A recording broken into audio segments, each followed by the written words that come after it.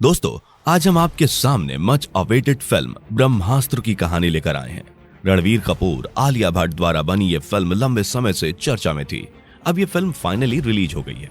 Film के पहले दिन का कलेक्शन 75 करोड़ रहा। फिल्म को रिलीज के पहले बायकॉट भी किया जा रहा था, लेकिन इसके बावजूद पहले दिन फिल्म ने अच्छा कलेक्शन किया है। ब्रह्मास्त्र शिवा पहला पार्ट है, इसके 2 और पार्ट आएंगे। फिल्म की कहानी फिक्शन है, जिसमें दिखाया गया है कि युगों पहले ऋषियों ने घोर तपस्या कर भगवान से वरदान के तौर पर अस्त्र प्राप्त किए। फिर ये अस्त्र पीढ़ी दर पीढ़ी चले आ रहे थे और सब मिलकर बना ब्रह्मास्त्र। इन शक्तिशाली ब्रह्मास्त्र के पीछे बहुत सी बुरी शक्तियां पड़ी हुई हैं। उसको बचाने के लिए ब्रह्मांश नाम का ग्रुप है।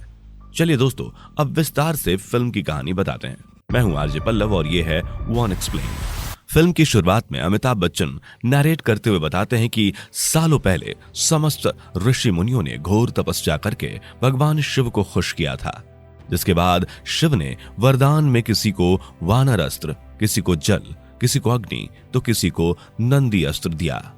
इस पूरे का नाम ब्रह्मांश था, मतलब ब्रह्मा का अंश।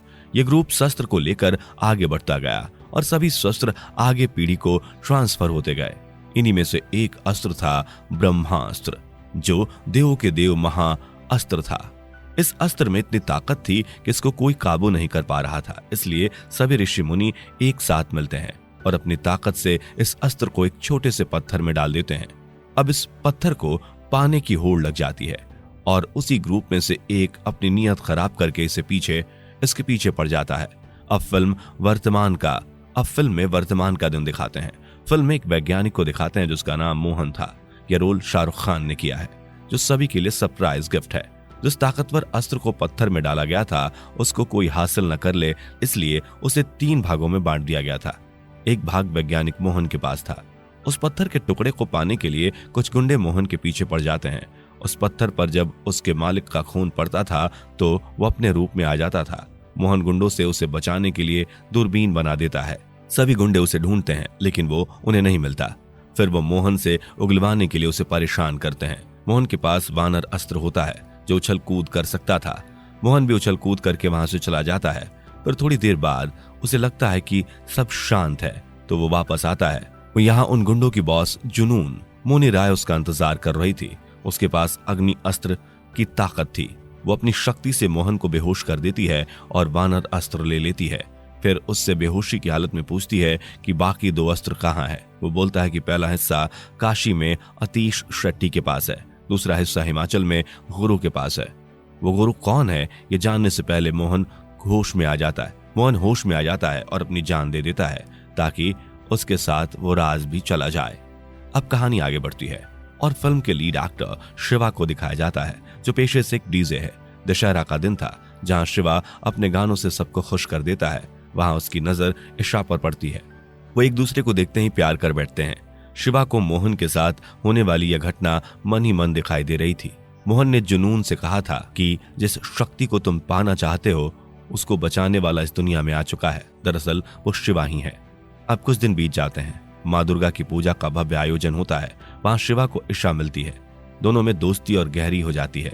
शिवा उसे अपनी कहानी बताता है। वो बोलता है कि बचपन में उसके माँ बाप चल बसे थे। वो जब 1 साल का था तब उसके घर में आग लग गई थी, जिसमें उसकी माँ जल गई थी। उसके पास माँ के सिर्फ एक निशानी है, शंख। अब अचानक शिवा को मोहन दिखाई देने लगता है और उसकी कई बातें भी। उसको दिखाई देता है कि जुनून का अगला निशाना काशी में रहने वाले अनीश शेट्टी नागार्जुन है, क्योंकि उसके पास अस्त्र है। शिवा उसको बचाने को तैयार हो जाता है। तब ईशा भी उसके साथ चलने के लिए बोलती है। तब वे दोनों काशी चले जाते हैं। यहाँ फिल्म का बेस्ट सॉन्ग केसरिया आता है। अब दिखाते हैं कि अनीश एक कलाकार होता है। यहाँ जुनून और उसके 2 साथी उसे ढूंढते ढूंढते पहुंच जाते हैं।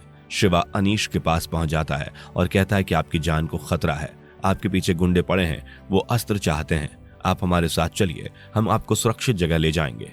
यहाँ हमको पता चलता है कि जुनून ने मोहन को मारा था तो उससे वानर अस्त्र ले लिया था। अनीश के पास नंदी अस्त्र था। अब यहाँ दर्शकों को मजेदार वीएफएक्स देखने को मिलते हैं। अनीश अपनी ताकत से जोर से जमीन पर मारकर वहां से निकल जाते हैं।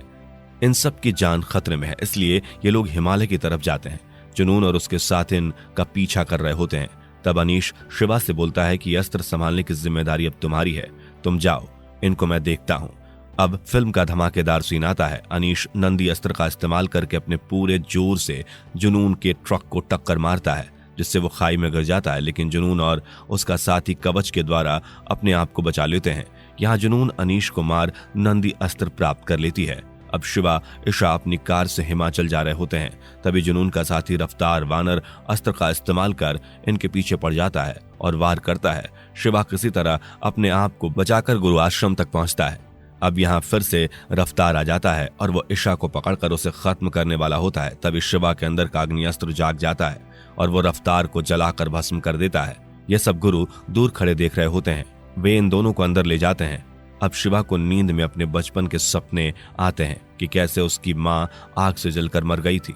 दूसरी तरफ जुनून अपने बॉस के पास जाती है और उनसे और शक्तियां मांगती है। वो बताती है कि हमारे पास वानर अस्त्र था, लेकिन वो एक लड़के ने भस्म कर दिया।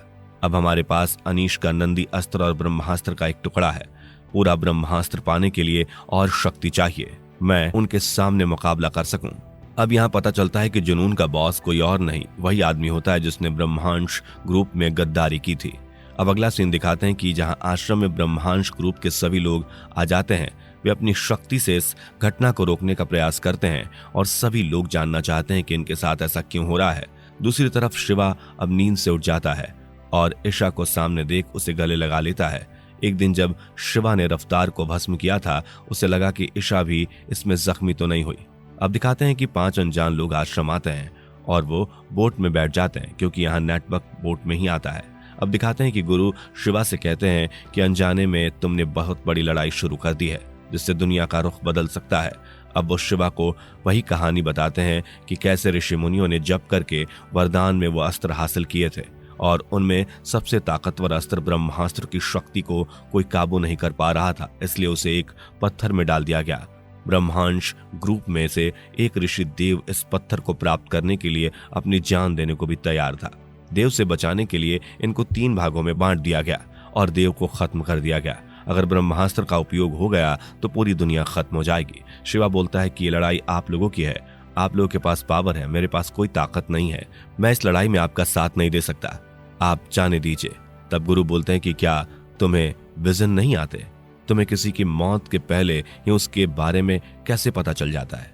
तुम्हारे बचपन की यादें क्यों बार बार सताती हैं? अगर ये सब सच्चाई जानना चाहते हो तो मेरे साथ इस लड़ाई में मेरा साथ दो। अब शिवा की ट्रेनिंग शुरू होती है। अब वह 5 अनजान लोगों के साथ मिलकर अपनी शक्तियों का प्रयोग सीखने लगता है। इनमें से सभी के पास अलग अलग अस्त्र थे, जैसे सर्प, कवच, वायु, धरती, और एक के पास था घाव ठीक करने वाला हिलिंग अस्त्र। रात को सोते समय शिवा को फिर विजन आता है। जुनून ने अपनी शक्ति बढ़ा ली है और वो अधिक ताकतवर होकर उनकी तरफ आ रही है। तब गुरु उसे बताते हैं कि ये लोग तुम्हारे पीछे क्यों पड़े हैं। दरअसल जो देव था उसके पास बहुत सारे अस्त्र थे और वो ताकतवर भी था। वो ब्रह्मास्त्र पाना चाहता था, लेकिन देव की पत्नी अमृता, जिसके पास जल अस्त्र की ताकत थी, वो नहीं चाहती थी कि ब्रह्मास्त्र की शक्ति से ये दुनिया खत्म हो जाए। जिसके बाद दोनों में युद्ध हुआ। वो अमृता तुम्हारी माँ थी, जिसने अपनी ताकत से ब्रह्मास्त्र के 3 टुकड़े कर दिए थे और देव को मार दिया था। यह सुन शिवा बहुत उत्तेजित हो जाता है और अपनी ट्रेनिंग को और अच्छे से करने लगता है। शिवा गुरु से कहता है कि ब्रह्मास्त्र के 3 टुकड़े हुए थे, एक तो मोहन और एक अनीश के पास था, तो क्या तीसरा टुकड़ा आपके पास है? गुरु बोलता है कि तीसरा टुकड़ा मिला ही नहीं। जब अमृता और देव की लड़ाई हुई, अमृता ने वो अपने पास ही रखा, तो शायद वो टुकड़ा उसी के साथ चला गया। अब जुनून अग्नि अस्त्र की ताकत गांव वालों को देकर उन्हें गुरु को ढूंढने के लिए भेज देती है। उन लोगों में से एक इंसान शिवा के पास पहुंच जाता है। शिवा उसे मार देता है, जिसके बाद शिवा के पास वो अग्नि की ताकत आ जाती है और वो देव से जुड़ जाता है। यहाँ उसको पता चलता है कि देव ही उसका पिता है, जिसके पास अग्नि की ताकत है। इसी वजह से शिवा कभी भी आग से नहीं जलता, वो कुछ भी नहीं कर पाती, वो उसे कुछ भी नहीं कर पाती। अब जब शिवा देव से कनेक्ट हुआ था, तब जुनून अपनी ताकत से शिवा और गुरु का पता लगा लेती है। अब जुनून और उसकी टीम आश्रम पहुंचते हैं। वहां गुरु और उसकी टीम के साथ जुनून के लोगों का घमासान युद्ध दिखाया जाता है। ईशा को बचाने के लिए शिवा उसके चारों तरफ अग्नि चक्र बना देता है। अब ट्विस्ट आता है और जुनून अपनी अस्त्र की ताकत से उस अग्नि चक्र को ध्वस्त कर देती है। इसे देख ऐसा लग रहा है जैसे ये जुनून शिवा की ही बहन है, क्योंकि इसके पास जल और अग्नि दोनों की ताकत है, लेकिन ऐसा अभी दिखाया नहीं है। ब्रह्मास्त्र के तीसरे हिस्से की जो बात चल रही है, दरअसल वो शंख है। जो शिवा के पास उसकी माँ की आखिरी निशानी के रूप में है। जब शिवा की खून की बूंद उस पर पड़ती है तो वो अपने असली रूप में आ जाता है और उसे जुनून अपने पास ले आती है। अब जुनून के पास तीनों टुकड़े आ गए थे, जिससे वो ब्रह्मास्त्र एक्टिवेट हो जाता है और पूरी दुनिया का विनाश होने लगता है। आसमान पीला पड़ने लगता है, धरती में भूकंप आने लगते हैं और एक अनोखी शक्ति सामने आती है। अब फिल्म में ट्विस्ट आता है और प्यार की शक्ति को दिखाया जाता है। प्यार की शक्ति को इन सबसे बड़ा दिखाया जाता है। ईशा को बचाने के लिए शिवा ब्रह्मास्त्र के बीच आ जाता है और वो शक्तियां उसके अंदर समाने लगती हैं, जिससे वो ब्रह्मास्त्रधारी हो जाता है। सब शांत हो जाता है। इसके साथ ही दिखाते हैं जो देव एक द्वीप में पत्थर बनकर रह रहा था, वो भी ब्रह्मास्त्र की ताकत से आजाद हो जाता है और फिल्म का एंड हो जाता है। फिल्म का एंड इस तरह से किया गया है कि दूसरा पार्ट वहीं से शुरू हो। दोस्तों, बॉलीवुड में इस तरह की फिल्म पहली बार बनी है। आप लोगों को एक बार जरूर देखनी चाहिए। ये स्टोरी आप लोगों को कैसी लगी कमेंट बॉक्स में जरूर बताएं। धन्यवाद।